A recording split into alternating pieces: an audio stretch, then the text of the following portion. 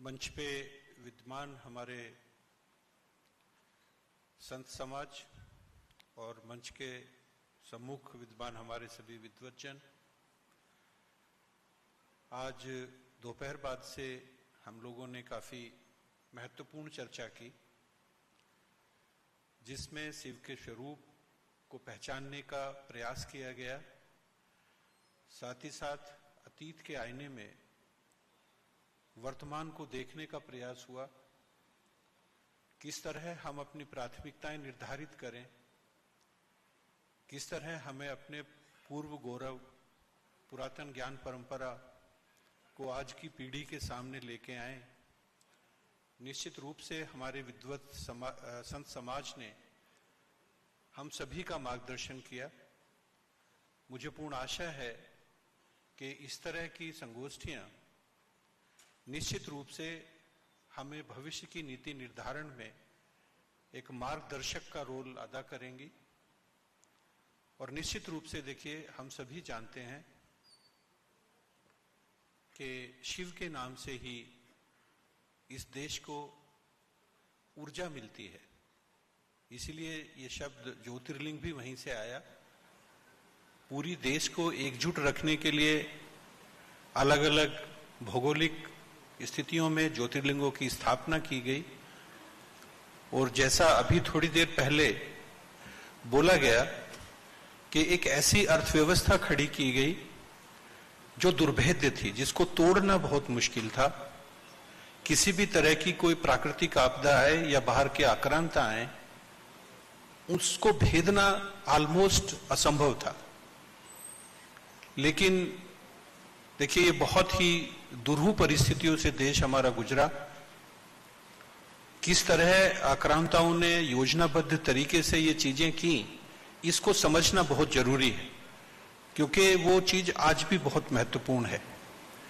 उन लोगों ने सबसे पहले हमारे यहाँ इंटेलिजेंसिया भेजा, विद्वान लोगों को भेजा। उन्होंने हमारे समाज को समझा, देखा कि कैसे हमारी अर्थव्यवस्था चलती है, कैसे हमारी राज व्यवस्था चलती है, कैसे हमारी धर्म व्यवस्था चलती है, और उसी के अनुरूप उन्होंने कार्य योजना क्रियान्वित की। वही हम सब समझने में संभवतः थोड़ा पीछे रह गए, लेकिन अब समय बदल गया है। हम लोगों ने अपने पुरातन काल से काफी सारी चीजें सीखी हैं, और निश्चित रूप से आज हर भारतीय के मन में है कि जिस ज्योतिर्लिंग से हमें ऊर्जा प्राप्त होती है, वो ऊर्जा बहुत सूक्ष्म कणों से प्राप्त होती है। ऊर्जा का जो प्रमुख स्रोत है, यदि हम उसका वैज्ञानिक विश्लेषण करें तो हम पाएंगे कि वो छोटे छोटे क्वांटम पार्टिकल्स से बनी होती है। हमें उसी सूक्ष्मता में भारतीयता को तलाशना है, और निश्चित रूप से एक ऐसी भविष्य की कार्य योजना बनानी है जिसके बल पे भारत पहले विश्व गुरु रहा। जैसा हमसे पहले के कई वक्ताओं ने भी कहा कि भारत कभी बल के वश पे पूरी दुनिया पे राज नहीं किया, ज्ञान के बल पे हम लोगों ने पूरी दुनिया पे राज किया।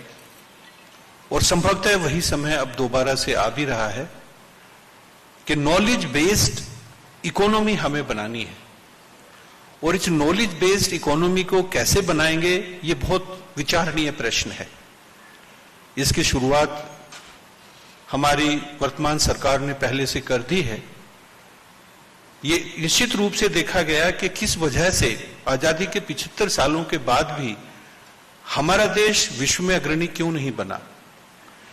ऐसे तमाम तथ्यों को सामने रखे ये प्रकाश में आया कि हमारी शिक्षा व्यवस्था में दिक्कतें हैं।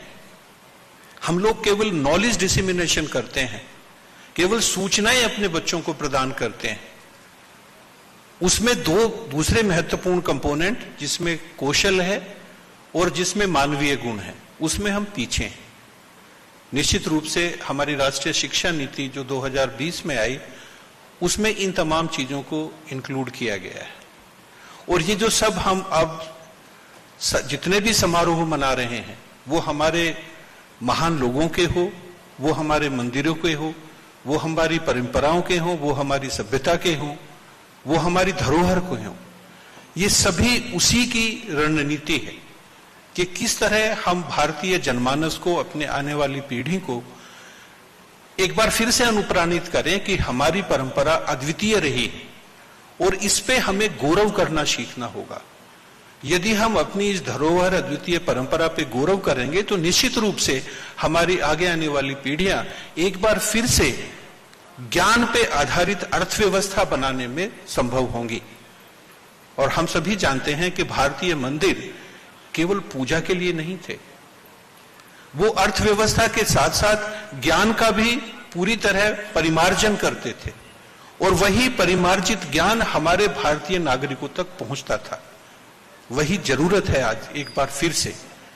जैसे जैसे हमारे ये तमाम जितने भी धाम हैं, जितने भी हमारे ज्योतिर्लिंग हैं, ये मजबूत हो रहे हैं, इसका सीधा सीधा मतलब है कि हम एक सशक्त समाज बनाने की प्रक्रिया में अपने आप को जोड़ चुके हैं। मुझे पूर्ण आशा है कि ये प्रक्रम चलेगा और इसी तरह हमारे जितने भी संत समाज है उनका सहयोग, उनका मार्गदर्शन शिक्षा जगत को मिलता रहेगा, हमारे शासकों को मिलता रहेगा और इस तरह निश्चित रूप से हम लोग एक बार फिर से अपना अद्वितीय तरह का, एक अलग तरह का सिस्टम बना पाएंगे जिससे हम विश्व में एक बार फिर से अग्रणी हो सके। मैं, क्योंकि आप काफी सारे हमारे विद्वान लोग बाहर से भी आए हैं, उन सबका निश्चित रूप से धन्यवाद करना चाहूंगा, क्योंकि मेरा विश्वविद्यालय भी 100 साल से ज्यादा पुराना है। तो निश्चित रूप से आप सभी का, हम सारे विश्वविद्यालय मिलके, 4-5 विश्वविद्यालय हमारे बनारस शहर में हैं, आप सभी का स्वागत भी करते हैं, आप सबका धन्यवाद भी करते हैं। जय हिंद, जय भारत।